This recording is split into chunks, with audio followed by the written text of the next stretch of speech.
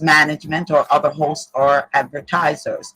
The show, found on the Powerhouse radio station, can promote any lifestyle, belief, religion, political affiliation, or other personal practice. These shows are for entertainment purposes only and are not intended to treat, diagnose, and or claim any cure of disease or conditions. Opinions stated by various contributors to the Powerhouse Radio and its programming are not to be considered as endorsed by the Powerhouse Radio station. Visitors are urged to use their own discernment to draw their own conclusion. We emphasize the importance of keeping an open mind. Victorious 89.1 WAKP. Your unity in the community. To the sounds of DJ Folks Court in your ear right now.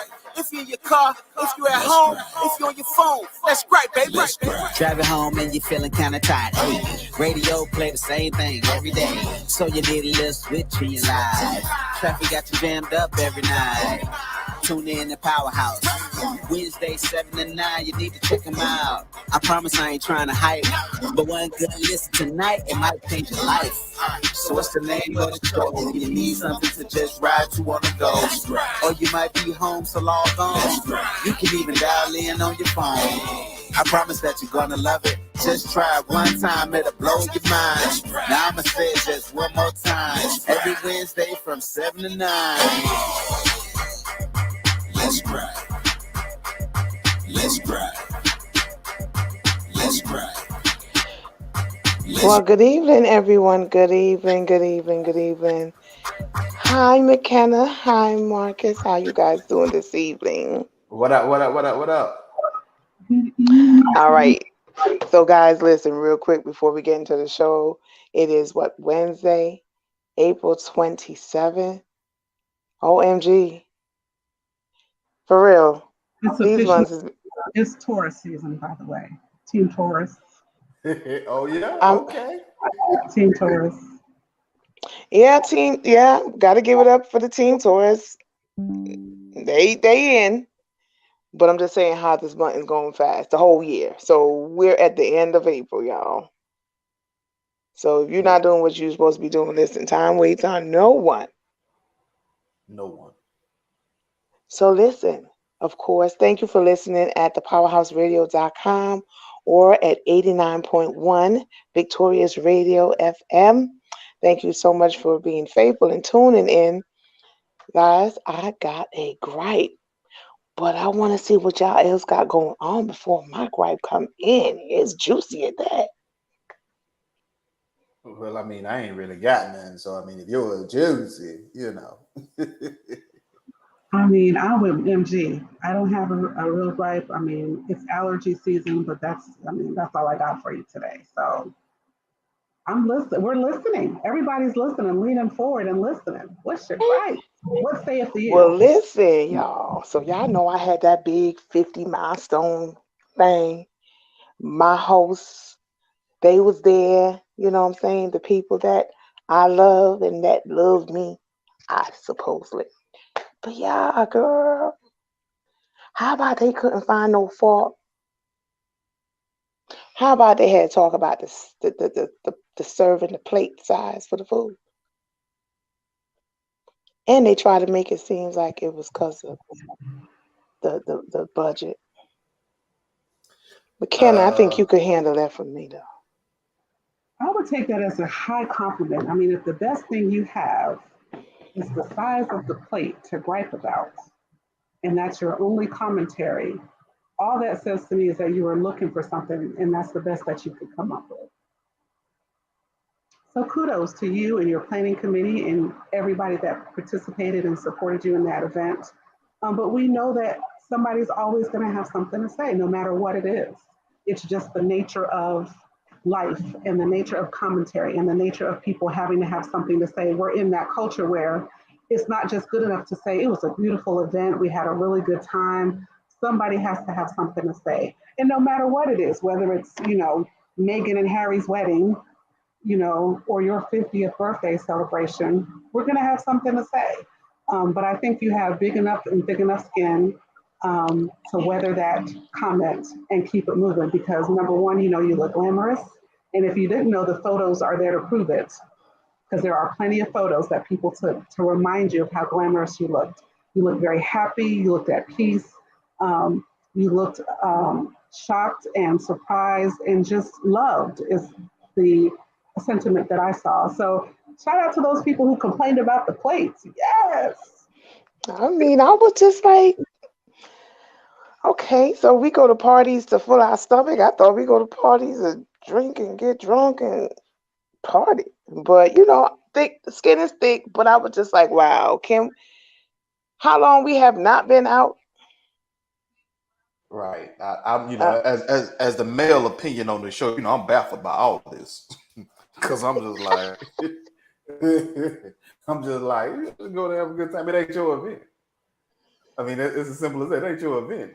When you do your event, you get to do whatever you want to. You can have, right, the big plates and have all the oxtails yeah, and curry chicken and jerk yeah, chicken. I was just like, really, yeah. the food, like 8 o'clock at night, you come to a party with a theme and you expecting what? Yeah, I didn't know if they were expecting like one of those places where you have to stuff the thing inside the shirt type of deal, and you gonna sit down and you gonna dig in, and then you can't communicate with each other because the food you got to eat all the food up to get the mouth. I didn't know if that's what they were expecting, but I'm just No, like, no, no. But that's good feedback for their 50th. So I look forward to you participating in their 50th celebration, um, and having ample plate size. Yeah. mhm. Oh, you should Thank show you up to guys. all See, their I said, parties. and that's what I said. I said I was gonna bring it to my co-hosts. I said because I know they can chew this one up, but I was like, y'all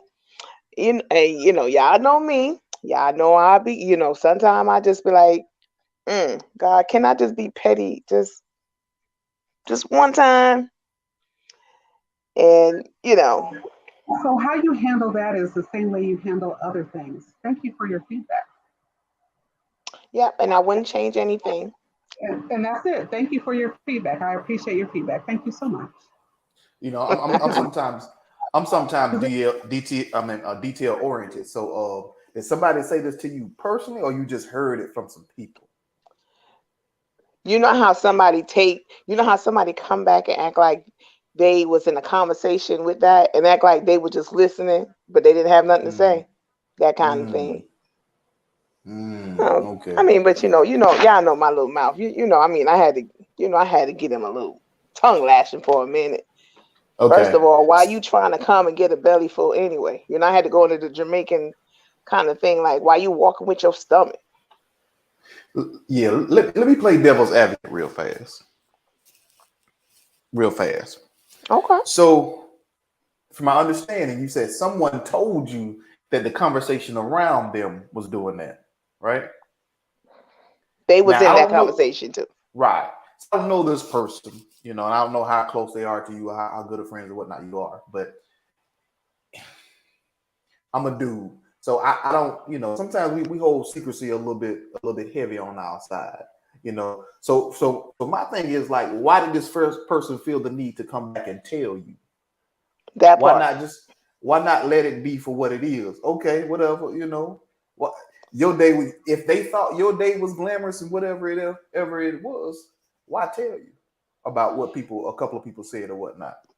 And exactly that is what McKenna said too as well. McKenna was like they had to find something, no matter if it was Megan and Harry's wedding. They had to find something, and then that's how they did it. But everything you look so beautiful. I mean, you was just beautiful.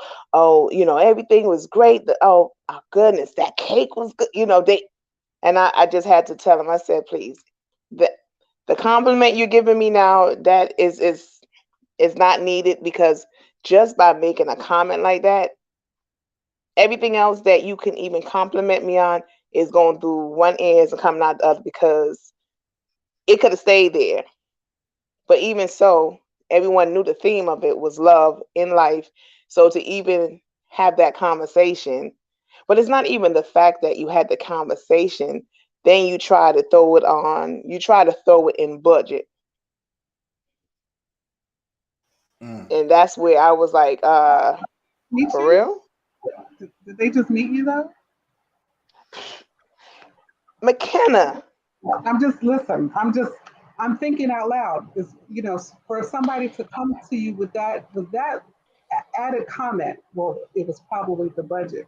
Did you look around? Did you see the decorations? Did you see the dress? Did you see the big chair? Did you see the photographer? Did you see Did you see the smoke? Did you see the red Right. carpet? I Right. mean, did you see Someone the partying said, gifts? but someone said, did they hear Cheyenne's speech? Well, That's what someone said. Did they not hear Cheyenne's speech? but I think it just speaks to something a little bit grander also is that sometimes we don't know when to hold conversation and when to share conversation. Mm-hmm. You know, with you being the person that you are, and the people that were there represented in the room were people who were close enough to you and you felt comfortable enough with to invite you to your celebration. And with that being said, nobody in that room knew you less than, except for maybe Marcus, 5 years,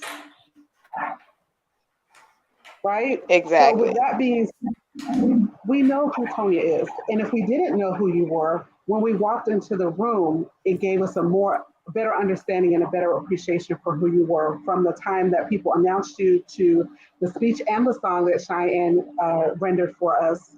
And to not be able to hold that and feel like I have to come back and share that, it just really speaks not about you, it just really speaks about the maturity level of that person and the understanding of are we are we 19 and petty or are we 50 and grown?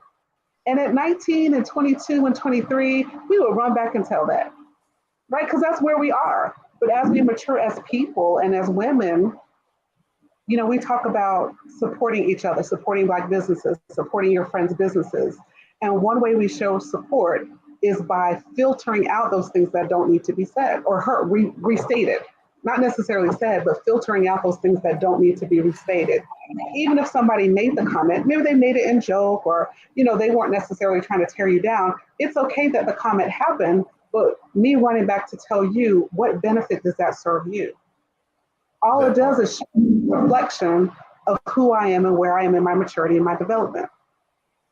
And how Mm. close or not close, either how close I am or how not close I am to you as a person. So now all you can do is review that person through a lens. Just, that's what we do. We revisit people through a different lens. These are my dollar store glasses and I talk about, I love them to death. I have plenty of them. But we revisit people through a different lens sometimes. And we just see them, not necessarily judging them, but just seeing them through a different lens. And because we see them through a different lens, sometimes we share less with them now. Oh, McKenna, she said, Marcus, I mean, I know this, you being a man, but I'm telling you, like what McKenna said, because that was one of the things that I said to the individual. Apparently, you guys don't realize where I am at in my life, the maturity that I am, and being a child of God that I am. That's why y'all don't get it.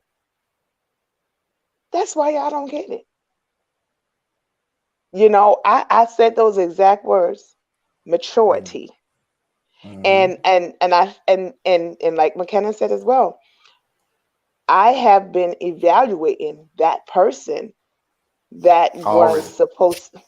I've been and I've said, and I sit back and I realize I'm like, yeah, we close, but you really don't know nothing about me, and it just brought back to why you don't. Mm-hmm. We So learning those, something today. yes, and I just was like, wow, and I said yes, and I said okay, this is what we're gonna do. See, when you run tell that, you have to call names. If you're not willing to call names, and that circle that I feel that is a part of that conversation, y'all don't ever have to worry about any invite to anything again. That part. Well, Yeah. well, And I was invited to an upcoming function that they gonna have, and I've been talking to God, and I'm like, can I just be petty for one time, so I could walk in there with my Slurpee cup? Yeah, and discard whatever fast food bag that I ate on my way to the event, and then discard it in the garbage. Oh no, I'm good. I don't need nothing to eat. My mother always told me to make sure you eat before you leave your house. I'll keep y'all up on that one. But yes, McKenna, everything that you said from that conversation that I did walk away with, reevaluating that friendship and reevaluating their maturity in life, and realizing that they're still there back in that he say, she say kind of high school thing, which I'm not. So, yes. And like my son said, it's the who year? The Jubilee year. So there's going to be a whole lot of sacrificing and renewings. Yeah. That's where we at today. So, yeah. Thank you guys for chiming in.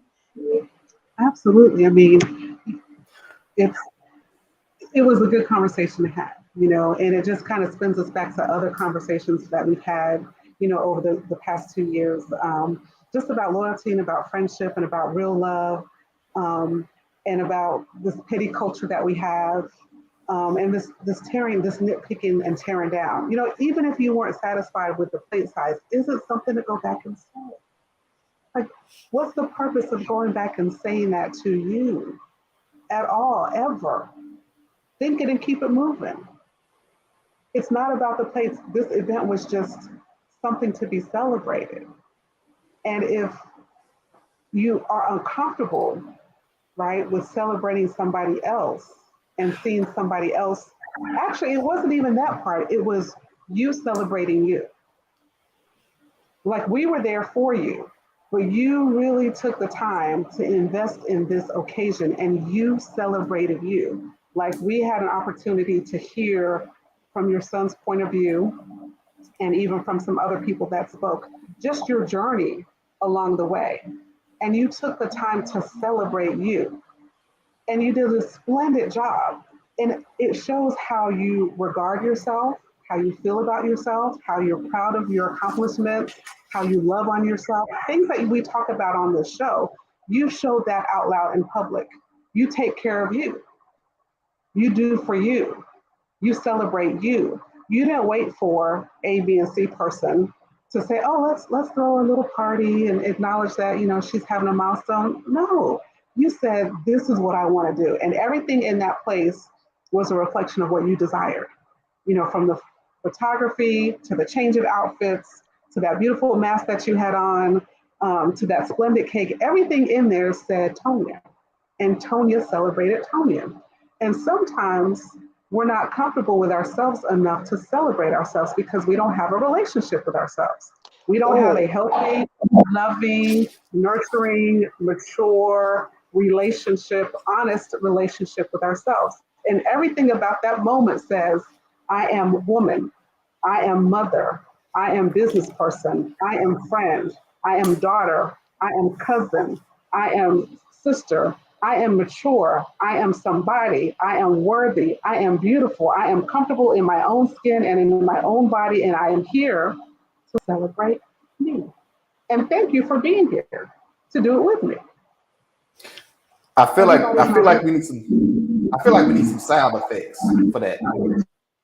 Because there was some stuff right there that you was talking about that we need. What that thing they say in the club? No. We need some fire going. How about when how about when we're in the Jamaican club? Yep. All of that. We needed some of that right then. Because you talking good. And I'm telling you, for our listeners, I mean, and I've known McKenna for over 10 years. And I mean, I will go to McKenna and I would say, hey, XYZ. And sometimes I be fuming, and that's as I was going through my journey, my maturity journey, and to really be like, be able to, be a sponge when, when you say something, you throw something at me, bounce off. And I would go to McKenna and she'll let me get it all out. Okay. Now take a deep breath. Now listen, this is how we're going to move forward now. Well, well, maybe this is why this is happening and why they saying this. But let's do it this way. I always went to McKenna. And that's why when the idea for the show, I couldn't see no one else to be able to be that voice of, I always call it the voice of reason, because she can take you from 100 and bring you down to 1. And that's what I love about her, because, and then this time she'll be like, get it out. Yep, you feel that way? Go on, get it out. Go on and do it. Say what you got to say. But she's able to let you get back and don't forget your journey, the road you're on, and so forth. And McKenna, with that, I thank you for that. I thank you for that. And I love you for that. And I cherish you for that. And you continue to be who you are, because you don't know, because sometimes you have oh, she got me off the ledge a lot of time.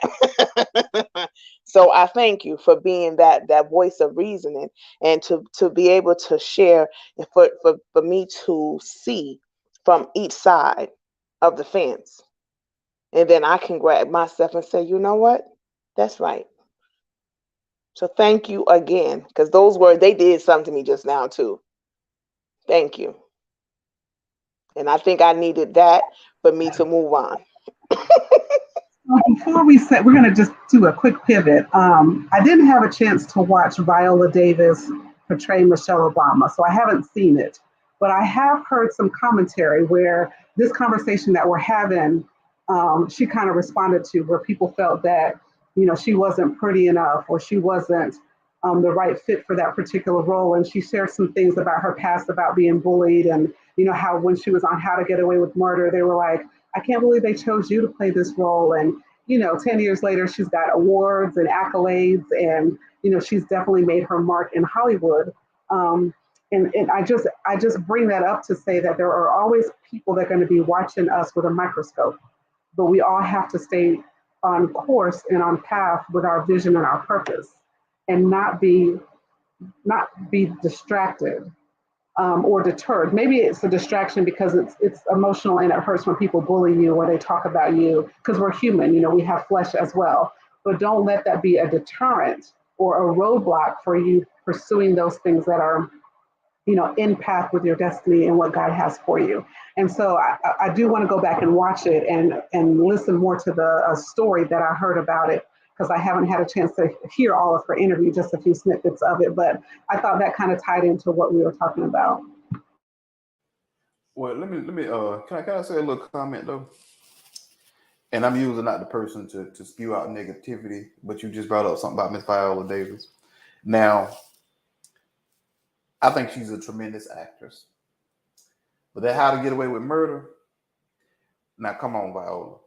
Now you went from flawless lawyer to I'm about take the wig off, and you was looking crazy, Viola. Let's be real about that. You went from that, like there was no in between period. Now, in that show, she went from I'm a lawyer, got it together, got it.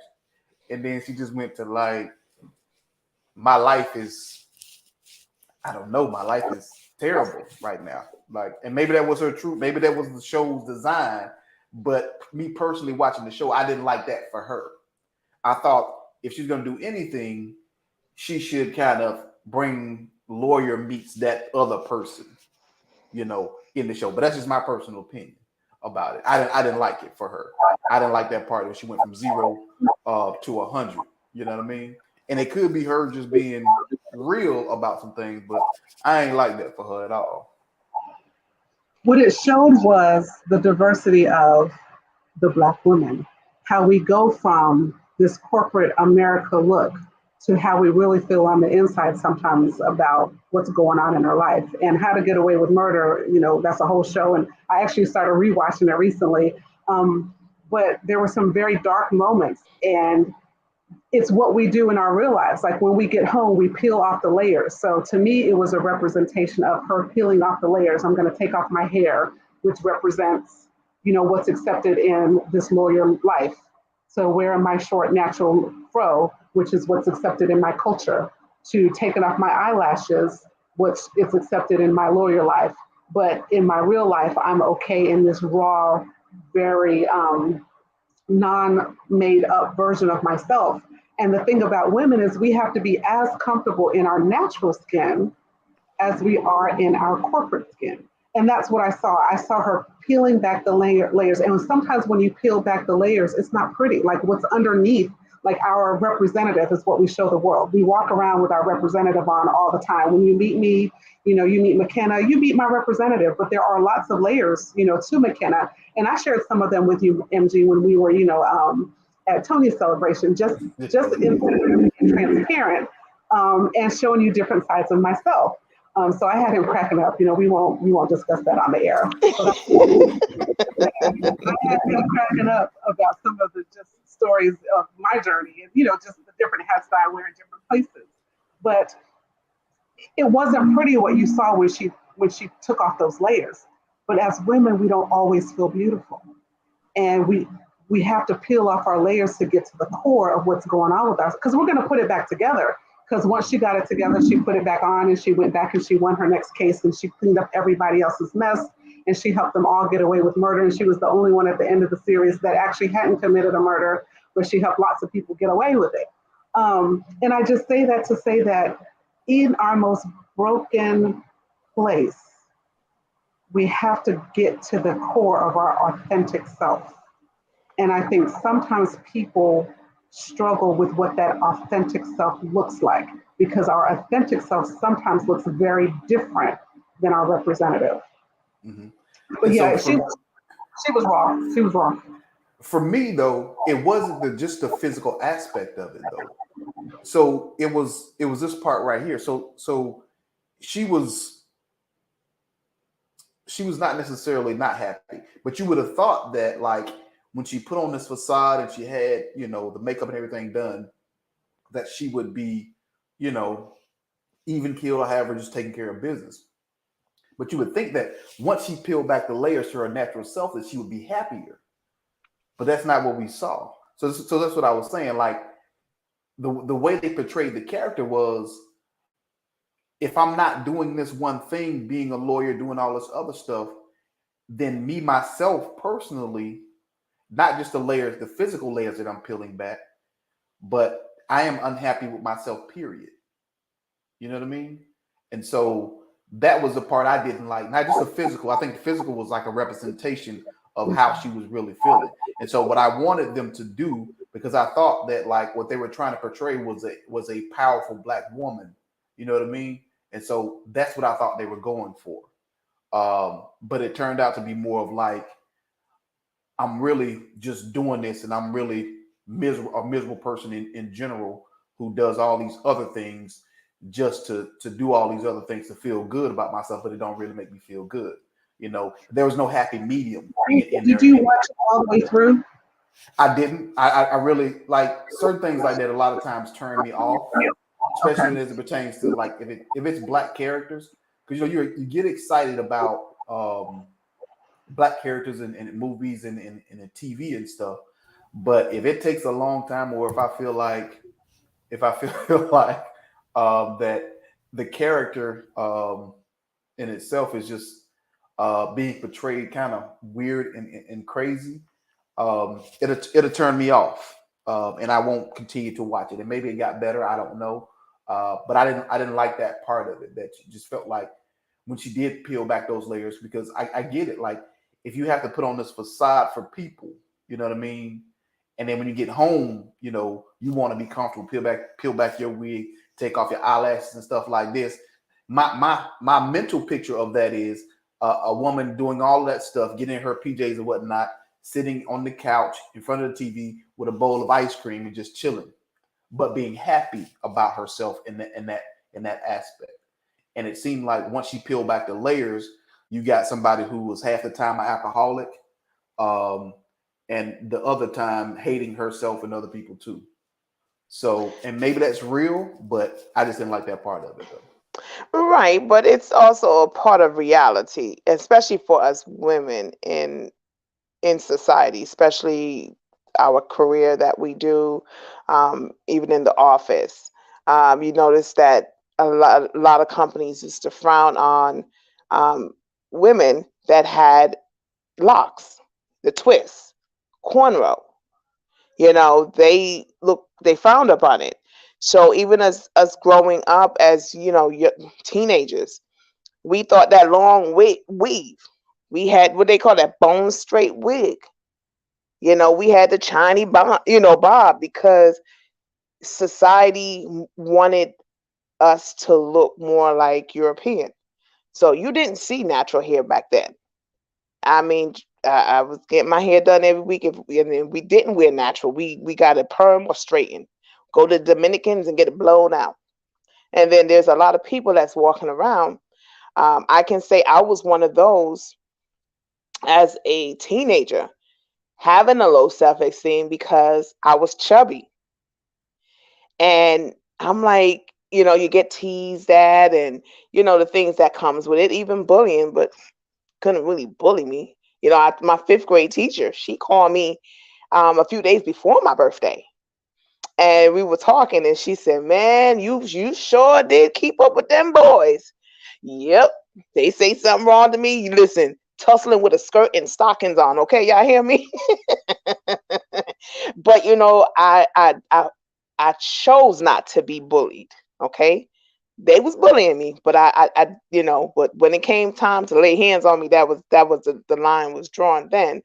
And a lot of people, when I talk now, and I would say things like I had a low self-esteem and so forth, it's hard to believe. But every day I had to look in that mirror and tell myself, I'm beautiful. I love me. I don't care if you don't like me. Oh, so what? I loves me. And the more I said it, the more I believed it. Even though I should have believed it from birth, but that's how society have us. And I remember with my nice lips, people paying to get these lips now. Back in the days, you got them lips. Y'all, Marcus, yeah, I remember them talking about them lips when people walking around with them lips. I'm like, what lips? Bro, I don't know what lips you're talking about. But now people are paying, getting injection for these same lips. So yeah, I get it. So some people they choose not to go to counseling, talk to someone about it. So yes, they drink their sorrow away. Yes, we're someone else when we leave because it was funny because when I was getting prepared for the show, because I work from home, so I'm chilled out, lounge out, and I'm like, let me go on and fix my little hair up and everything. I was like, I don't look like I looked that birthday night. With the makeup and all that. So it is something that is like, wow, how you go from being so gorgeous to regular. But once you accept it, you're good. But that's what we do, Marcus. We do it. We do it. And I think the other piece that's interesting, and we talked about this before, where we have this consciousness where we always want to see us do well, even on TV. When we see characters, I've watched TV shows, even sitcoms and comedies. If I think it's too watered down, or if it doesn't really reflect us, or if it's dumbing us down, I won't watch it. And so we've talked about that too, where we have this vision of us, and we want to see us portrayed in roles that uplift us and celebrate us and make us look outstanding and phenomenal. And when we see that interpretation, of whatever the writer has on screen, sometimes it's uncomfortable to watch. It was uncomfortable to watch Annalise go through that. And it's just interesting. Like I said, I've been rewatching them, and there were some things that were revealed, her self-hate for herself. It came from the fact that she was abused as a child, and she felt that her mother didn't protect her. And when her mother came to visit her, they argued about it, and she threw it in her mom's face. So her mom said, sit down, let me scratch your hair, something that's very cultural to us. And when her mother was scratching her hair, she just shared a story about how her uncle burned up in the fire. And it was her mother who let that cigarette fall and let that house burn down because her mother found out that her uncle was abusing her. So all this time she's thinking that her mother didn't protect her and that, her mother didn't love her and she treated her bad. And But what happened was she made the ultimate sacrifice by letting that cigarette fall out of his mouth, walked out the door and let that house burn down with him in it. And so it, that scene was really telling to a lot of people who have the experience of not necessarily feeling love from a Black mother or a Black grandmother, because in those times, people didn't necessarily show love the way that we show today. Today, we're more touchy, we're more feely, we're more verbal about, how we feel about it. I had this conversation with somebody, and they were saying that their grandmothers were in survival mode, and all they were focused on is, we've got to figure out how to survive. So I don't have time for you to be around here wimpy. I need for you to be tough, because this world out here is tough. And when these that is a better word than the one I was going to think of. When these majority people treat you a certain kind of way, you're going to have tough skin. And so I might not coddle you, and I might not give you the affection and the attention that you need, not because I don't love you, but because this is my way of preparing you for when they call you this, or they call you out of your name, or when they spit on you, or when they don't assign you the loan, or when you don't get that promotion, that you know what discomfort and rejection feels like. So I think, in this generation, we have to do a better job of balancing the rejection from the love. Because now we have this whole generation of kids that have had all this love, but they don't know how to deal with a no. Parents are so busy making sure that, their every whim is taken care of, that children legitimately have meltdowns when somebody tells them no, that they legitimately don't know how to deal with rejection or deal with not getting their way, because they're so used to either going to auntie or cousin or grandma or somebody else who's going to give them their way. And that's how they cope. They manipulate parents, they manipulate the grandparents, and they legitimately don't know how to deal with the no. But that's a whole other show. Well, I think you touched on something, and it's generational. So it's not just grandmothers, it's grandfathers too. Because me and my dad talk about this a lot too, because he often talks about his father and the way he raised him, and my grandfather, and I went to live with them one summer, and I'm a little kid, as a little kid you want like attention, and you want this, but my grandfather was the type of man, as probably a lot of grandfathers are, man, a few words, don't say much at all, go to work, come home. That's pretty much it. Now I'm the type of kid like, hey, granddaddy. So blah, blah, blah, I'm right in my mouth and stuff like that, and if I engage him, he may give me a little conversation here and there, but naturally he wasn't the type of person to engage in conversation.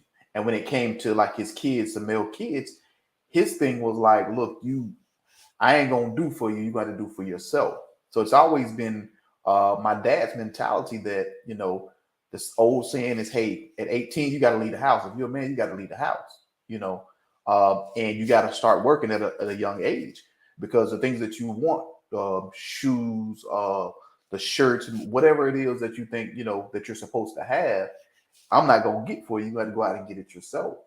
And so along with the lack of communication, and also, hey, when I do communicate with you, you got to go out and get it on your own type of mentality. My father carried that on over to me in my early childhood, of like not being very communicative about or understanding that, hey, I just want a new pair of jeans. That's it. Or some shoes. They ain't got to be Air Jordans or whatever else. I just want a new pair of shoes. And his mentality early on was like, hey, look, only thing I had to provide for you is a roof over your head and you something to eat. All that other stuff, you got to get it on your own, And a lot of times with that mentality, as we pass it on to our young men, they start to find other measures. Not everybody's going to go down to your local grocery store or guy that has his own business say, hey, how can I help you? We may go out and get it socially. We got over the corner over here who can make cash every day, and we may find that as a means. But I say and tell all the story about it to say that, generationally, we have definitely changed a lot, even from the way that my daughter is being raised compared to the ways that I've been raised. And I talk about it with a lot of fathers too, is that when they were young, they have a similar story to mine, you know, where their parents are very stern on them, um, of course, aren't talking about being very emotional about anything. It's about, hey, look, as a father, this is what you got to do. As a man, this is what you got to do. There's no in between. And so when we start to raise our kids, it's that hard mentality, or of that rigid mentality. Hey, look, I ain't got to do nothing for you, but this, and that. And we are trying to break this cycle of fatherhood to where you're not really communicating a lot. And because I know the mothers that I do know are doing a way better job of it, because of some of the situations that you spoke about, McKenna, is that their grandmothers, but their mothers have kind of endured what the grandmother has taught them and did a better job of communicating with the daughter. Me and are probably maybe a generation behind a little bit. We're trying to catch up, but it's definitely something that we talk about as fathers all the time. How do we raise our children differently than how we were raised? To not be just whatever, just tough and stern, and how to actually communicate with our kids. Because I come from an old school, like, pretty much, why you care about your kids' feelings? If I ask you to do this, I don't care how you feel about it, just do it. You know what I mean? And so that's going to be an everyday struggle for fathers too.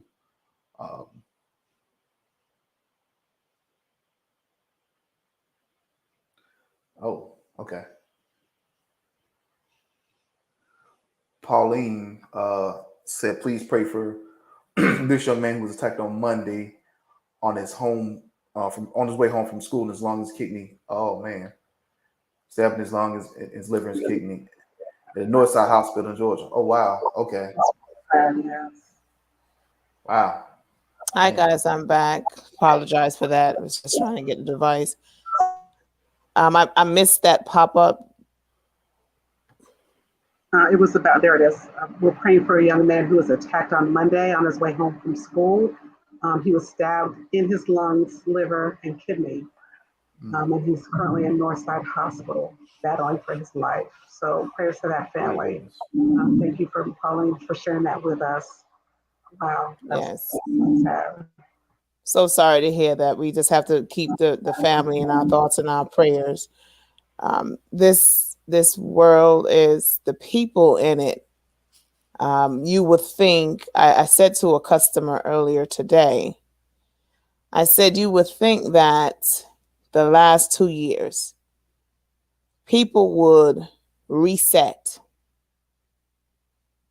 Because you remember there was a lot of times people would say they're tired.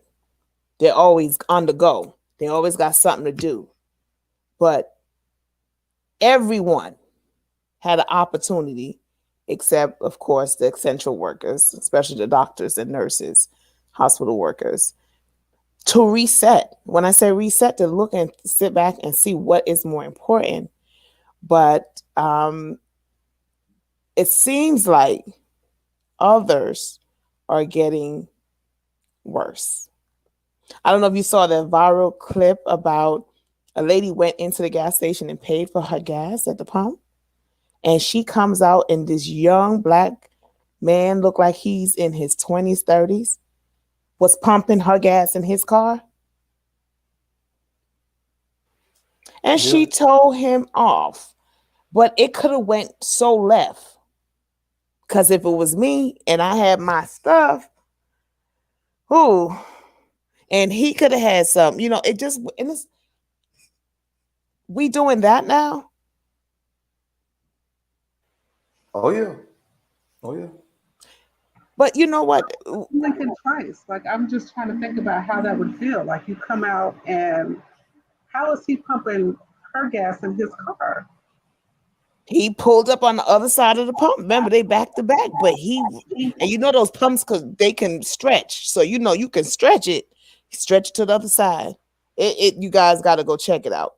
But before we go, I want to touch this, y'all. Did you hear about the transgender prisoner in New York, I think Rikers Island, born as a man, identified as a woman. So he went to prison in Rikers in the women's detention center, and he raped one of the female prisoner.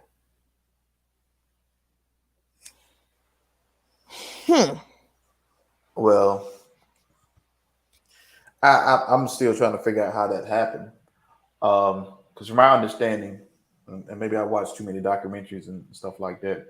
From my understanding, like when they are doing this or going through this change, they're put in a whole separate, different wing or whatnot than your regular, men and women. Hence the reason why I feel like this is the first time we've actually heard of something like this happening, is because they're usually placed in different places. Not really, if you're wherever they're transitioning to, they're not really placed in that unit. You know what I mean? But they never had money for these prisons. They was always with the taxpayers' money. I mean, these prisons are overcrowded. So I didn't understand how they was going to separate them. And if they did, it was just for a minute. Because right now, I think it's in New Jersey, 2 women are pregnant by a transgender in that facility as well. Yeah. Look, that facility in particular has a lot of issues. Not just that. But that sounds like definitely an administration issue. To where people are in there and they just don't care about what goes on in there. That's what it sounds like to me. Yeah, I think that opens up another conversation for this whole, remember, a lot of parents, especially girls' mom, the concern was them using the same public restroom. So now you have to think further than that.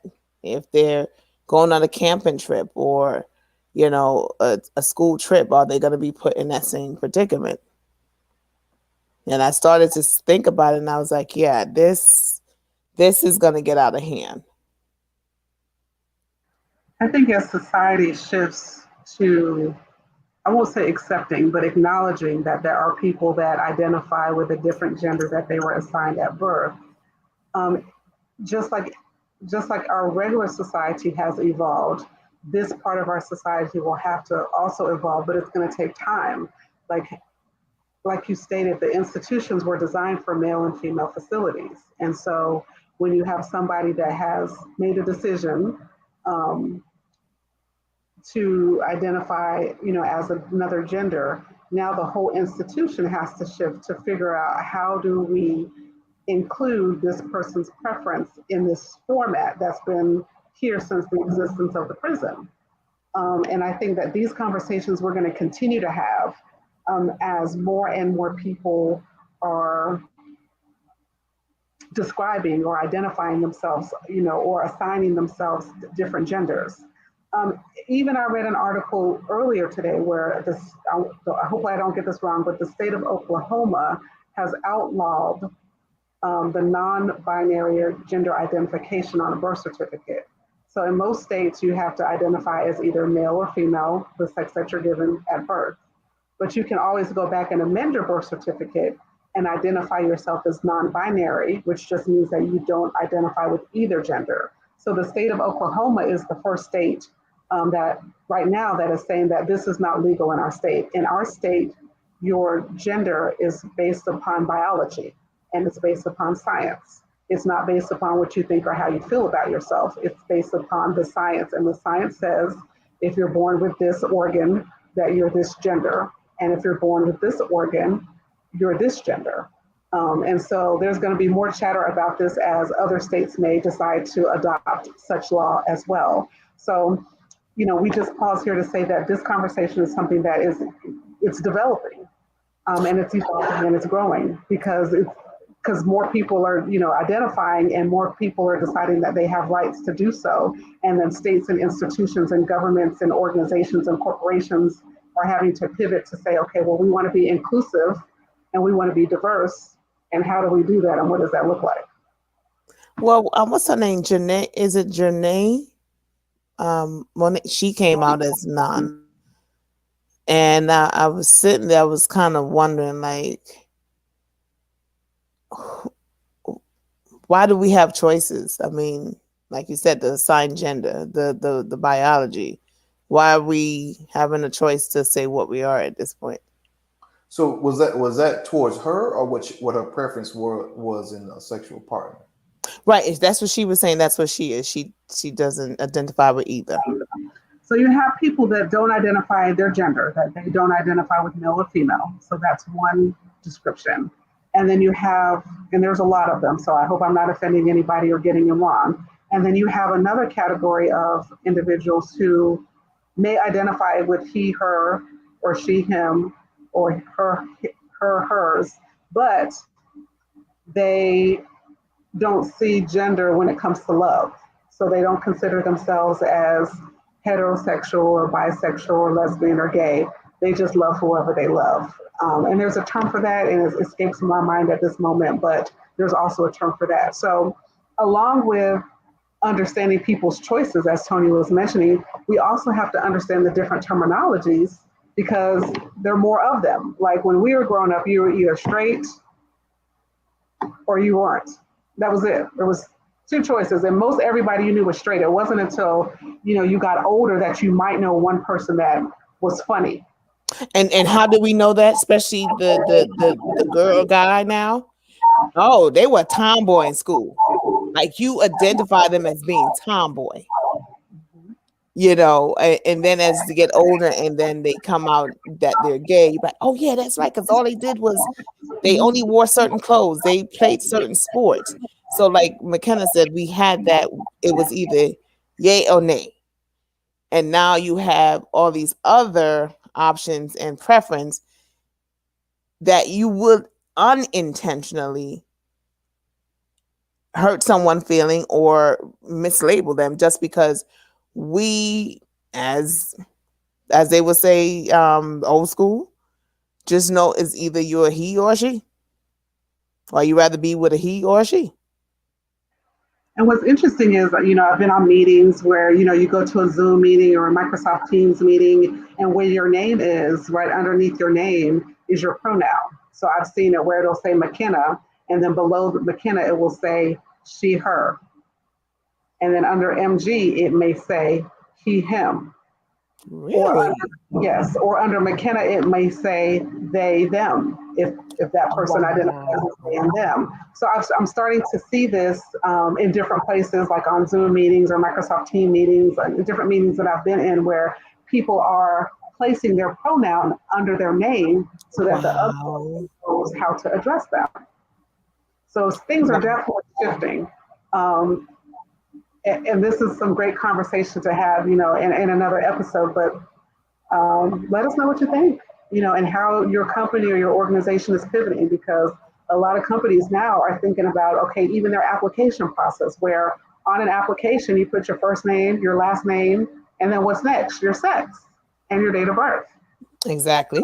And now on some applications, you'll notice that you have more than male, female, you have non-binary. And so these are things that are changing in our culture, as we pivot from the thought of your sex being related to your biology versus your sex being related to how you view and what you feel about yourself and what you identify with. Wow. It's almost 8:00, but listen, what about this one? Monica. In a comment that when she was at the CMT Awards, and that radio host, what did he call it, McKenna? What did he call her? Wakanda. This isn't Wakanda. Oh yeah, he was very appalled that there were so many beige and brown people at the Country Music Awards. And he was offended that it was so well represented by beige and brown people. And he even had the nerve and in writing that this is not Wakanda, as if to imply that Black and brown people have not contributed to every genre of music that there is, including country music. Country music. And if he were to do just a little bit of history and a little bit of research, he would probably learn that there were a lot of African Americans that helped write country music songs and performed. And performed. Say that. And performed. But he was bold enough to say that out loud. Well, he's bold enough to say it because as of right now, I don't know what the consequences are for him to say it. Right? He's in a country music has been generally an area where we aren't prominent at, you know. So the question is, are people in the country music industry or wherever else, how will they react to his comments? So I mean, we aren't shocked that he feel this way. No. But like Not I said shocked, before, but to say it is on the platform that he has, that's no. I'm actually proud of him for speaking his truth, because this is what the society's about. Everybody's speaking their truth these days. So say what's on your mind so we can hear it out loud. So we can hear out loud and we can know exactly how you feel and what you're thinking. I agree. Again, thank you for sharing your feedback. And we'll talk about it next week. Because Monica had her clap back. And she was like, oh, yeah, and welcome to Wakanda. So we definitely got to get back to that next week on her response to that. And you know what, like McKenna, we started out the show, is having that thick skin. Because that was one of her thing in there when she responded. Oh, you didn't think that I was, I didn't, my skin wasn't that thick. It is. So again, it don't matter. The color of your skin, size, color of your eyes. We get it every day. It's just how to handle it. And here from Let's Gripe, we always say at the end of the day, it might start out negative, but let's end it positive. Yes, ma'am. And don't forget to always tune in at thepowerhouseradio.com. And also tune in at 89.1 Victorious Radio. We have to definitely shout out Dr. J. And we got to shout out Lady D. And don't forget to go to powerhouse.com to look at our schedules. We have a lot of shows coming your way, and especially on Saturday. I was jamming this weekend, listening to the Lady D show from 12 to 4 on Saturday. I'm talking about sometime I'm in the car up there. Just going. All I need was a cup of wine, a glass of wine or something, because the car just jamming. So guys, don't forget to like, share, and subscribe to the powerhouseradio.com Facebook page, as well as Let's Gripe page, and also YouTube. Again, thank you for tuning in. This is Tonya. See you next Wednesday, God's willing. This is McKenna. You have a good week. And love on yourselves. Be fabulous on purpose. Yeah. You listen to the This is sounds MG. Y'all have a good one. right now. If you're in your Good night, car, everyone. if you're on your phone, let's gripe, baby. Driving home and you're feeling kinda tired. Hey, radio play the same thing every day. So you need a little switch in your life. Traffic got you jammed up every night. Tune in to Powerhouse. Wednesday, 7 to 9, you need to check them out. I promise I ain't trying to hype, but one good listen tonight, it might change your life. So what's the name of the show? You need something to just ride to on the go. Or you might be home, so log on. You can even dial in on your phone. I promise that you're gonna love it. Just try it one time, it'll blow your mind. Now I'ma say it just one more time. Every Wednesday from 7 to 9. Let's gripe. Let's gripe.